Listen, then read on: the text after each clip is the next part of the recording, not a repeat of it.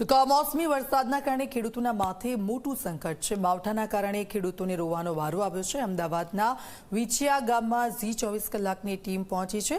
ઝી 24 કલાકની ટીમે ખેતરમાં પહોંચીને ખેડૂતોની વ્યથા જાણી છે। અમદાવાદ જિલ્લાના ગ્રામ્ય વિસ્તારોમાં માવઠાથી ભારે નુકસાન થયું છે। અમદાવાદ જિલ્લામાં ડાંગરના પાકને મોટા પ્રમાણમાં નુકસાન। બાવડા, દસક્રોઈ, સાણંદમાં મોટા પ્રમાણમાં ડાંગરનું ઉત્પાદન થાય છે।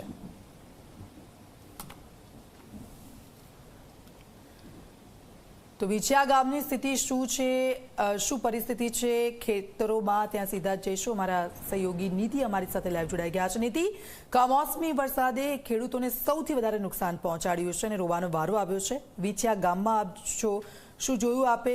ખેતરોની શું હાલત છે, ખેડૂતો શું કહી રહ્યા છે?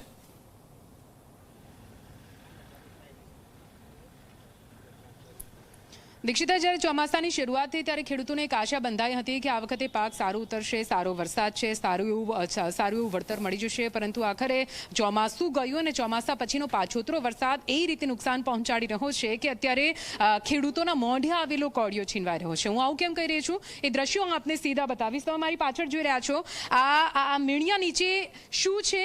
એ પાક છે જેનું વળતર, જેની મોટી આશા અપેક્ષા ખેડૂતો રાખીને બેઠા હતા।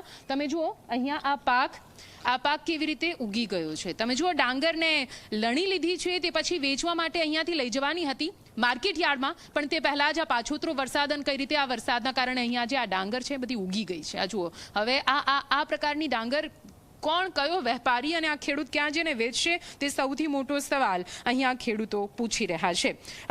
જે હતું એ તમામ પૂરું થઈ ચૂક્યું છે, કંઈ જ બચ્યું નથી। અમે પૂરેપૂરા અત્યારે નુકસાનીમાં છીએ તે પ્રકારની વ્યથા અહીંના ખેડૂતો વ્યક્ત કરી રહ્યા છે। મારી પાસે અહીંયા આ જ ખેતરના માલિક જોડાઈ ગયા છે, સુરેશભાઈ, એમની સાથે વાત કરીશું।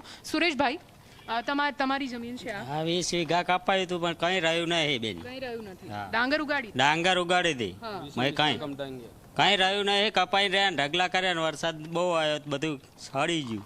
તમારા ખોબામાં શું છે? ડાંગર હે, ડાંગર ઉગી ગયેલી ડાંગર હે। આજ વેચવા જવાની? હા, આજ વેચવા જવાની હતી। હા, ઢગલો। શું આશા હતી? આનું કેટલું વળતર આવે?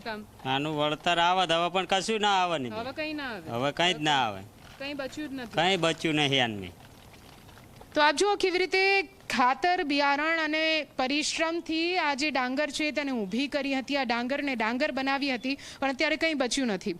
ગજેન્દ્રભાઈ જી, આ એક ખેતરની વાત નથી, આપણે ઘણા બધા ખેતરોમાં ફર્યા, બધી જગ્યાએ લગભગ આ જ પરિસ્થિતિ છે। જી બેન, હમણાં પણ આપણે જોયું, દરેક જગ્યાએ ખેતર ફરી અને દરેક જગ્યાએ જોયું, પરિસ્થિતિ દરેક ખેડૂતોની આ જ પ્રકારની છે કે ડાંગર કટિંગ કર્યા પછી એને જે માર્કેટમાં લઈ જવાનો પણ ટાઈમ એને મળ્યો નથી, એટલો આ વરસાદનો ઓલો થયો એના કારણે। અને આપણા પ્રધાનમંત્રીએ આના પહેલાં પણ પ્રધાનમંત્રી વીમા યોજના, ફસલ યોજનામાં એમને કીધેલું છે કે ડાંગરનો પાક હોય, પાક વઢાઈ ગયો હોય, વઢાઈ ગયા પછી તમારા ઘરે આવી ગયો હોય, ઘરે આવ્યા પછી માર્કેટમાં જતો રહ્યો હોય અને માર્કેટની અંદર વરસાદ થાય અને બગડે તો એના માટેની પણ યોજના પ્રધાનમંત્રી ફસલ યોજનાની અંદર છે। તો અત્યારે આજે આ ખેડૂતની પરિસ્થિતિ અહીંયા આવી અને ઊભી રહી છે। જે યોજના તમે લાયા હતા, જે યોજનાની તમે વાત કરતા હતા, એના અત્યારે સોશિયલ મીડિયામાં એમના પ્રધાનમંત્રીશ્રીના વિડીયા પણ ફરે છે, એટલે ખેડૂતને ખબર નથી એવું પણ નથી, બધી દરેકને ખેડૂતને ખબર છે। તો એમને જે કીધું એ પ્રમાણે આ જે પાક પડ્યો છે, એ જે ઢગલો પડ્યો છે, એને પણ એ વળતર આપવું। જે જીઓ ટેગ એમને વાત કરી, આજે જીઓ ટેગ કરશે તો આ ફસલ તો કપાઈ ગયેલી છે, તો અહીંયા કણે તો ફસલ બતાવશે જ નહીં, તો સરકાર એ વખતે એવું કહેશે કે ભાઈ આ ફસલ કપાઈ ગયેલી છે અને આ વેચાઈ ગયેલી છે। એના તમારા જી મીડિયાના માધ્યમથી આજે અમે આ તમને બતાવી રહ્યા છીએ કે આ ફસલ જે છે એ અત્યારે ખેડૂતના ખેતરમાં જ પડી છે, એટલે એની સહાય પણ આજે ખેડૂતને મળવી જોઈએ। બરાબર છે, એની સહાય મળવી ખૂબ જ જરૂરી છે। તમે જો અહીંયા હાથ તમે આ જોઈ રહ્યા છો, આશા અપેક્ષાઓ આ પાક સાથે ઘણી બંધાયેલી હતી। આ ડાંગરમાંથી પૈસો ઊભો થાત ને આ પૈસાથી જ રવિ પાક માટે અહીંયા તૈયારીઓ કરવાની હતી, બરાબર ને ભાઈ? રવિ પાક માટે હવે શું કરશો? આ તો બધું અમે વિખાઈ ગયું છે, આ તો કોઈ હાથમાં ચાલવા રાજી નથી, કોઈ 5 એમના 7 એમ કરવા રહ્યા, એમાં રહી ગયું, રહી ગયું। ખબર નથી કે વરસાદ, હા, ખબર નથી કે પાછોતરો વરસાદ નુકસાન કરશે, એટલે ખબર નથી ને આવી કે નુકસાન કરશે, ને આની વ્યવસ્થા કરી લે, આની વ્યવસ્થા થઈ જાય, બરાબર છે। ભાઈ, આપનું નામ શું છે? નજીક આવો થોડા. હા ચલો ગનાભાઈ. ગનાભાઈ, તમારું ખેતર છે? હા એ આપણું ખેતર છે. આ તમારું જ ખેતર છે. કેટલા બિયારણના ખાતર કેટલા પૈસા નાખ્યા હતા આમાં? 1500 2000 ની એક થેલી નાખેલી મેં અંદર ડાંગરમાં. બરાબર. જે ઘરમાં હતું એ તો બધું ખેતરમાં નાખી દીધું અમે. પછી આ તૈયાર ઢગલા થયા આપણે, પછી 5 ઉપર માર્કેટ બંધ કરી કાઢ્યું. બરાબર. કોઈ લેવા રાજી નતું. પછી માર્કેટ બંધ થઈ જાય પછી તો નીચે ઢગલા કરવા પડે. પછી ઢગલા કર્યા પછી આ વરસાદ લગભગ 10 દાડાથી ચાલુ છે અને પાણી ફરી વળ્યું ઉપર. કોઈ કટર આમાં કાપે નહીં ડાંગર. એટલે આ તો બધી દિવાહાળી જ મૂકવાની, ખેતર ચોખ્ખા કરવાના રે અમારે અત્યારે ખાવું શું? કોઈ અનાજ લેવા રાજી નથી. આ તૈયાર ઢગલા થયા અમારા. આને કરવાની શું ડાંગર ને હવે? આ તો જીરો થઈ જાય. હા, કોઈ વ્યાજુકા પૈસા લઈને ધંધો કરેલો ખેતી અમે તો જવાબ દેવાનો ને મારે. તો રહી પાક તો બધું નિષ્ફળ જયું હોય. એટલે પૈસા ઘરમાંથી કાઢ્યા કે ઘરમાંથી બહારથી લાઈન ખેતી કરેલી.